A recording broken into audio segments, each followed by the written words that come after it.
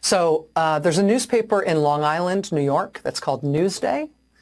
Long Island, just so you know, is massive. It's got millions of people. And in New York City, there's the New York Times, the New York Post, the New York Daily News, all based in the city, all these things we think of as New York papers. But out on Long Island, people, forever, it's been New York Newsday. On Long Island, New York Newsday is a big paper, a big circulation. It is indisputably the paper of record, and it has been there forever. And I actually mean that literally. Local laws all over the country require the publication of public notices in the paper of record. So this is notices about upcoming public hearings, about proposed laws, real estate transactions, stuff like that. We don't really have classified ads the way we used to in newspapers, but there's still a bunch of fine print notices in major papers, and those are often public notices that are required by law in the local paper of record. And those public notices are a considerable source of income for local newspapers. So on Long Island, in Nassau County, Long Island, the county government there is headed up by an elected county executive. And in Nassau County, the county executive is a Trump guy.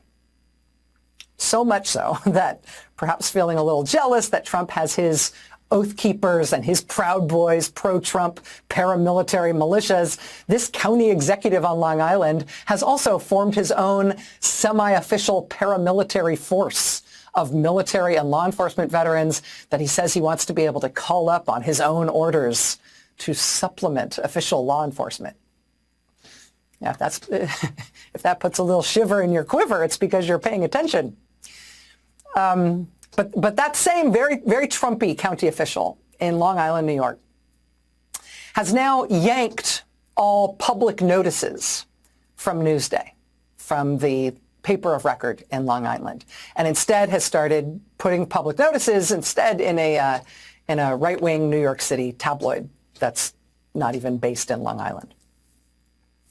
Newsday is suing to get the public notices back.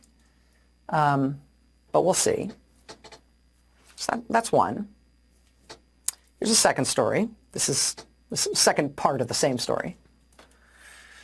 You might have also seen headlines recently about Trump's new FCC chair going after NPR and PBS. Now, I recognize you might have skipped past those headlines because they look familiar. Every time a Republican's in the White House, they always say they're going to go after NPR and PBS. And every time Americans rise up and say, you know, leave Big Bird alone and leave NPR alone, we freaking use it and we like it and go mess with something else. This time, though, did you see how exactly they're going after them?